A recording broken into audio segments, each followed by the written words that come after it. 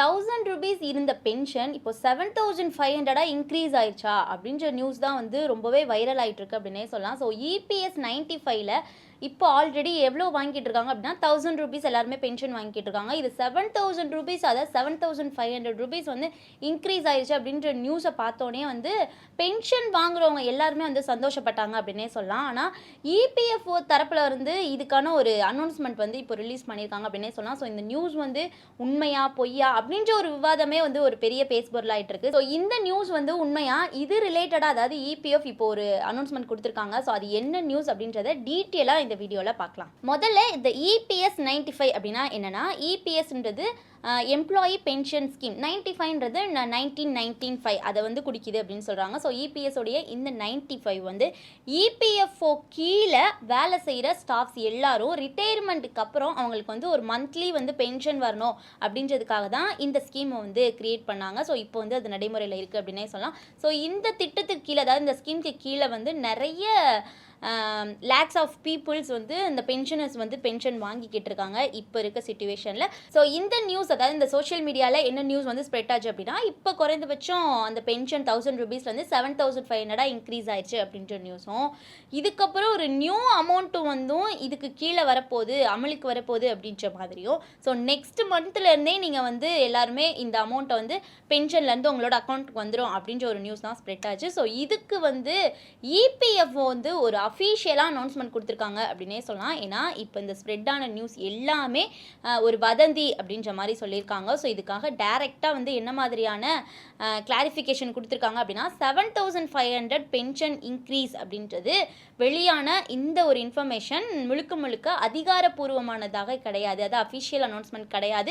எங்களோட சைட்லேருந்து எந்த ஒரு அனௌன்ஸ்மெண்ட்டும் நாங்கள் கொடுக்கல அப்படின்ற மாதிரி இப்போ வந்து அவங்களுடைய தரப்புலேருந்து கிளாரிஃபிகேஷன் கொடுத்துருக்காங்க. ஸோ இப்போ சோஷியல் மீடியாவில் அந்த நியூஸ் எல்லாமே வந்து ஒரு வதந்தி அப்படின்றதையும் அது அஃபிஷியல் நியூஸ் கிடையாது அப்படின்றதும் இப்போ உங்களுக்கு தெரிஞ்சிருக்கும். ஸோ இப்போ உண்மையான அதாவது இப்போ கரண்ட்டில் இருக்கிற என்ன அமௌண்ட் கொடுக்குறாங்க பென்ஷன் அப்படின்னா இப்போ இபிஎஸ் 95 கீழே வந்து வழங்கப்படக்கூடிய அந்த குறைந்தபட்ச பென்ஷன்றது ₹1000 தான். அது இன்னும் இன்க்ரீஸ் ஆகலை.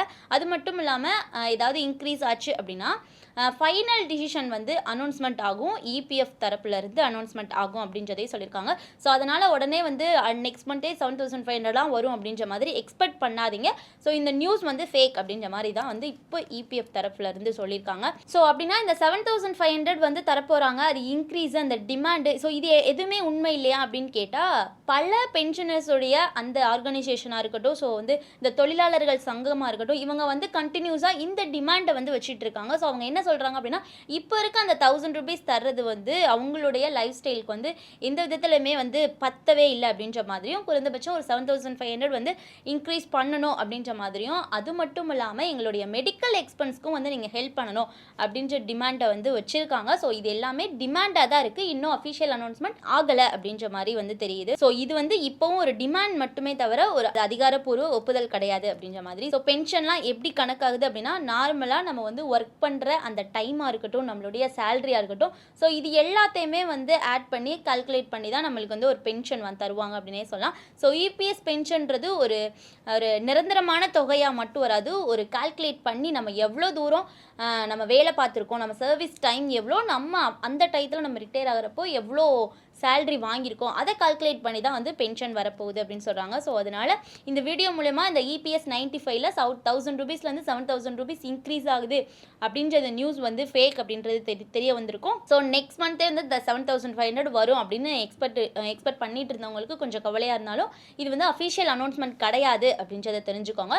ஸோ இபிஎஸ் 95 இந்த டிமாண்ட் வந்து இந்த கோரிக்கைகள்லாம் வச்சுருக்காங்க இல்லையா, ஸோ இது எல்லாமே வந்து கவர்மெண்ட் சைட்லேருந்து அப்ரூவல் ஆகுற வரை வெயிட் பண்ணுங்கள். அது மட்டும் இல்லாமல் இந்த டிமாண்ட்லாம் அப்ரூவல் ஆகுமா அப்படின்ற ஒரு டவுட்டும் இருக்குது. ஸோ உங்களுக்கு என்ன தோணுது அப்படின்றத மறக்காமல் கமெண்ட்ஸ் சொல்லுங்கள். மோர் இன்ஃபர்மேஷனுக்கு நம்ம சேனலை ஃபாலோ பண்ணிக்கோங்க.